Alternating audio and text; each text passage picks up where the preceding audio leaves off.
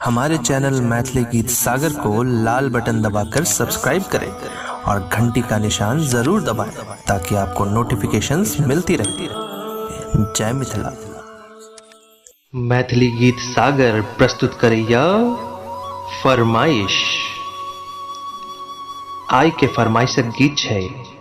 ब्राह्मण बाबू छैथ ठाड़ अंगनवा में। ई गीत के फरमाइश करता छथिन रोशन झा जी। त गायिका रूपा झा के आवाज में सुनल जाओ ई मधुर गीत। हम सपना जे देखलो भवन में, हम सपना जे देखलो भवन में, ब्राह्मण बाबू छत ठारे आंगन में,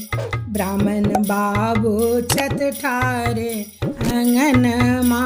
में, सोना खराम चढ़ी अंगना में टहलती, सोना खराम चढ़ी अंगना में टहलती, रुंझुन बाजे भवन में, रुंझुन बाजे भवन में, ब्राह्मण बाबू छत ठारे आंगन में,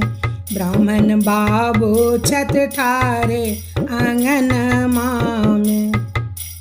सोने सुराई गंगा जल पानी, सोने सुराई गंगा जल पानी, चरण पखारब भवन में, हम चरण पखारब भवन में, ब्राह्मण बाबू छत ठारे आंगन में, ब्राह्मण बाबू छत ठारे आंगन में, चंदन काठ के पीढ़ा बनौली, चंदन काठ के पीढ़ा बनौली, आसन बैसायब भवन में, हम आसन बैसायब भवन में, ब्राह्मण बाबू छत ठारे आंगन में, ब्राह्मण बाबू छत ठारे आंगन में,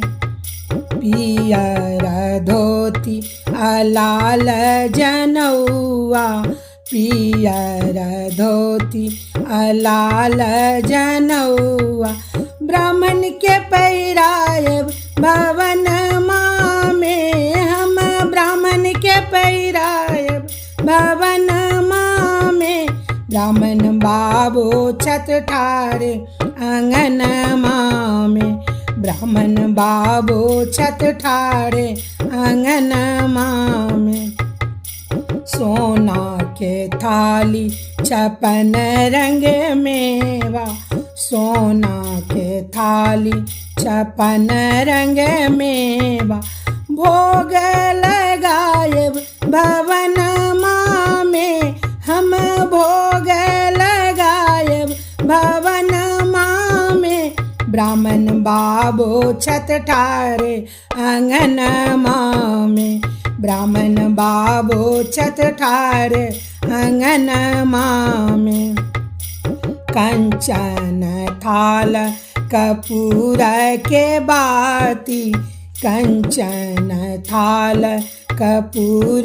के बाती, आरती उतारब भवन में, हम आरती उतारब भवन में, ब्राह्मण बाबू छत ठारे आंगन में, ब्राह्मण बाबू छत ठारे आंगन में, हम सपना जे देखलो भवन में, हम सपना जे देखलो भवन में, ब्राह्मण बाबू छत ठारे आंगन में, ब्राह्मण बाबू छत ठारे आंगन में।